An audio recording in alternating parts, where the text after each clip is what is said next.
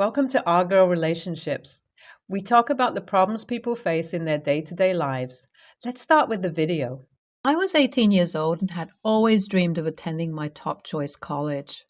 My grandma from my mom's side had left me enough money to cover all expenses, and I was beyond excited to start my journey. I was so grateful to my grandma because I didn't have to worry about tuition and other expenses in school. It would have been very difficult for me if I had nothing from my grandma because my dad wasn't wealthy, and we basically lived paycheck to paycheck plus my dad's credit card. My world came crashing down when my dad announced that he wanted me to postpone my dreams for 5 years so that his stepson could go to college with the money my grandma left me. I was in disbelief. How could my dad even suggest such a thing? My grandma had specifically left me the money so I could pursue my dreams, and now my own father was asking me to give it up? I had no one to run to fight for me. My mom died giving birth to me, and my only connection to my mom was my grandma, who also died last year. When her sickness was getting really bad and the doctors asked her to do everything she needed to do now and to write a will if she didn't have one, she told me about the money for my school. She trusted my dad, so he was aware of it and he was allowed to help me manage it. Now I'm beginning to wonder if that was a mistake. If my dad has access to my money, it means he can do whatever he pleases with it. I later found out that my dad was to help me with it till I turned 18, which was a relief. I refused to let him take my money, and he started calling me selfish. I was hurt and angry. How could he use that word for me when he was the one trying to take away my dreams? I felt like I was stuck between a rock and a hard place. On the one hand, I wanted to stand up for myself and what was rightfully mine. On the other hand, I didn't want to cause any rift in the family and hurt my stepbrother in the process. He was very cool, and we had a good time together for the most part. We weren't as close as siblings should be, but we did have a relationship and looked out for each other. Days went by, and the tension between my dad and I only escalated. He constantly brought up the topic of postponing my college, and I would shut down every time. I felt like I was being forced to choose between my dreams and my family, and it was tearing me apart. One night, I snapped. I threw a tantrum and caused a scene, revealing all the times he had put his stepson ahead of me. I let out all my pent-up frustration and made sure he knew just how much he had hurt me. I told him about all the times he chose to get something for him and said I'll get mine the next time, which never happened. He was always asked to pick what he liked first, if we had to pick. He and my stepmom paid more attention to him and sometimes made me feel invisible and unloved. I asked him if he knew how hurtful it was that he missed my activities in school, but despite his hectic schedule, he and my stepmom were always present for my stepbrother. I said everything that he did to me and even some I didn't realize had hurt me. To my surprise, my stepmom soon came to me begging for my forgiveness. She explained that my dad had been struggling with his own guilt and didn't know how to handle the situation. He was torn between giving his stepson a chance at a better future and not wanting to disappoint me. I was shocked, and I had never considered that my dad might have his own struggles and fears. I realized that his actions were not solely driven by selfishness, but by a desire to do what was best for his family. At that moment, I decided to forgive him and find a solution that allowed his stepson and me to go to college. It was challenging, but we worked together as a family and found a way to make it happen. You wouldn't believe what happened. After cracking my head to see how my stepbrother and I could share the money my grandma left for me, I thought it was all a plot to steal it. I came home earlier than expected one evening. I overheard my dad and stepmom speaking. She told him that he better come up with a way to get her son's complete fees from me because he had to go to the best university in the country once he graduated high school the following year. My dad asked her if she wasn't satisfied that I had agreed to share the money. He also said he knew she had been saving money for her son's fees and she was just being greedy, and he was her accomplice by enabling her. She countered him, saying he couldn't act like a saint because they both were trying to get my money from me. If not, he wouldn't have falsified the total amount needed for her son's fees. I couldn't believe what I was hearing. These people I had trusted with my life for the past 18 years were plotting how to cheat me out of what was rightfully mine. I called my grandma's lawyer immediately to stop him from doing anything about sharing the money because I had changed my mind. I told him about the conversation I had just heard. It was then I came to find out that my grandma had left me more money than my dad had told me about, and it wasn't just enough for my fees. It was enough to change my whole life. Even before I knew the exact amount, I had planned to give some of it to my dad to start a business as he asked.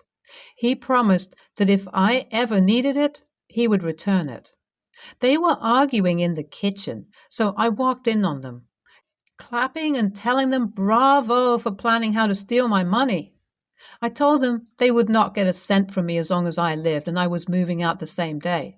After all, I could afford it, thanks to my lawyer for telling me how much I actually owned. I asked my dad how he intended to steal the rest of the money he didn't tell me about, but he didn't respond. I left for one of my friends' houses that night with most of my most important belongings. I didn't have much because it was not like they cared for me properly. I wasn't their golden child, so everything I owned fit into 2 boxes, a big box and a small one. The next day, I met up with the lawyer and got all the needed details. He informed me that he would still have had to tell me the total amount and have this meeting with me, so there was no way my dad would have taken my money without me knowing. I was still shocked from the night before, and my dad has been trying to reach me since I left, but I don't plan on speaking to him. The only person I answered from home was my stepbrother. He had no idea what was happening, and his parents were using him to steal from me. I told him everything, and he was disappointed in our dad, but he wasn't surprised at his mom. He said he knew his mom was saving up money for me, so he was surprised to see that she wanted me to share my inheritance with him. He said when he tried to question her, she silenced him and asked him never to question her about the matter again. My stepmom knew where I would be, so she came to my friend's house and his mom pleaded with me to speak to her. After making her wait for close to an hour, I came out of my room to see her. She was full of smiles like nothing had happened. She asked me why I left home and that my dad was worried sick. She made no reference to the conversation I had clearly overheard. It was like her deliberately not talking about it was going to make me forget. When she was done, I politely asked her to leave. I told her that I never wanted to see her again and that she should not try to reach me because I was going to block her from getting to me in every way possible. She went on about how she had been a perfect mother to me since my mom died, and I was not appreciative of all her sacrifices over the years. That struck a chord in me. I was really trying to not get into any altercations. I had made my decisions and no one was going to change them. But hearing those words spill out of her mouth did something to me. It got me on my nerves. I was almost seeing red, and if not that I couldn't beat up a woman, I would have given her a good beating. Instead, I took her by the hand and forced her to leave. I told her that at every point she did something for me. She did more than 100-fold for her own son, and made me feel like she was doing me a favor by letting me live in my father's house. I told her to tell my dad that he should forget about the money I was going to give him. I told her that they can all forget that I even exist because they don't exist to me. NTA, your parents are not worthy of you. You were willing to share with your stepbrother even when you thought it wouldn't be enough. If you let them back into your life again, they will steal from you. NTA, how does a father let his second wife treat his biological child like trash? Shame on anyone who behaves like that. But it's said that it's very common these days. I, 18 female, have a brother, 19 male, who is a cinephile and has a camera in his hand since the ripe age of 6. We have always been doing shoots together indoors and outdoors. Recently, he had a project for his film school. asked if I could shoot for him, and kept insisting, which I didn't care as I've always been the only person who is in his short films or shoots. I told him I'll do this, and he wanted it to be 15 minutes long. After we were done with the scenes he wanted outside, our parents were on a work stay, so we had the free house to do shooting and no interruptions inside. It was a scene where it was early morning and I woke up, make a coffee, sit on my balcony and smoked. The weather was beautiful and I understood the ambience he was trying to exude. Until before the scene, he wanted a sense of authenticity, realism and intimacy in the scene. I asked him, "What do you mean?" And he said, "I sleep naked and it feels like a love letter to life." I proceeded to say, "You want me to be naked in the short film that you will show your fellow classmates?" He told me that that's a film and it's not weird as I am your brother, but not fully naked, just topless, and you can wear underwear. I didn't really care about doing this, and maybe it was brain fog in the morning. I didn't care about his friends seeing my boobs as well. It isn't a body part that is revolutionary to the eye anymore. I told him, "I'll do it." We proceeded to do it, and he got it on first try. Everything was great until I took a nap, as it was very early. When I woke up, I understood the gravity of what I had done. I don't know what went through my mind at the time and why I would do something so idiotic. Most of all, just thinking about my brother having a file like that sends a bile up my throat. I go back to him and ask him to give me the file so I can delete it permanently, and that I want to react the start where I was naked. He told me that he already submitted it, and it would be pointless if I deleted it. I felt embarrassed and sickened. I still feel greatly upset with him and haven't spoken to him. I informed him beforehand that I will not shoot for him again. He got upset and angry, told me that I was his muse, and got him into his desired film school. He told me that I was being unreasonable and turning what I did into something abhorrent when it was art. I am still not even looking at him just because of what I have done. Maybe I'm projecting and diverting this anger that has stemmed from embarrassment onto him. AITA. NTA, okay, there's definitely more going on here than you seem to realize. Ignoring the obvious creep factor, he called you his muse.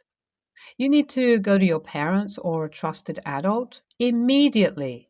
Him refusing to delete the file tells you everything you need to know, and there is simply no way that he completed his editing within a few hours. Consider contacting the teacher to ensure he doesn't have the chance to play the video for his class. And be careful. I do not trust your brother, nor should you. NTA for feeling that way. Don't beat yourself up. There's nothing wrong with your body. Nudity isn't bad. But I do understand that, "Oh my God, what was I thinking" feeling. If you don't want him to have it, he should respect your decision. Get it back and delete it. I'd even think the teacher would understand, i.e. my 18-year-old sister did the part, but on reflection, she is uncomfortable with having done a topless scene and she doesn't want it out in the world. Maybe it's just your own feelings, but the description of the situation does make your brother seem a little off. If that's the feeling you get, and if you find he talks you into things you later regret, say no and set your boundaries. My sister, 19 female, and I, 22 female, are not very close. I don't remember a time when she wasn't the sole focus of our parents' attention. She was diagnosed with a lung problem when she was born, and when she was 3, she developed a rare form of cancer. This meant our parents focused a lot on curing it, and they expected me to be on hand to entertain her, to keep her mind off cancer, and to make sure she felt loved. There were times my parents scolded me for watching TV while she was sick because how could I take my focus off of her? She would try to get the attention of everyone after a while. We were left out of a couple of family weddings when we were kids because the bride and groom didn't want her and my parents making her the center of attention on the day. They already did that to my mom's sister. Her wedding day, my sister puked that morning and my parents decided to tell the whole family beforehand because we'd be late. Then they showed up at the church, and Mom went to the front with my sister and announced to everyone that my sister was okay. My aunt was so mad at her for that. She then had my sister go up to them when they were exchanging vows and give them both a kiss. My aunt actually stopped talking to my mom after that shit show.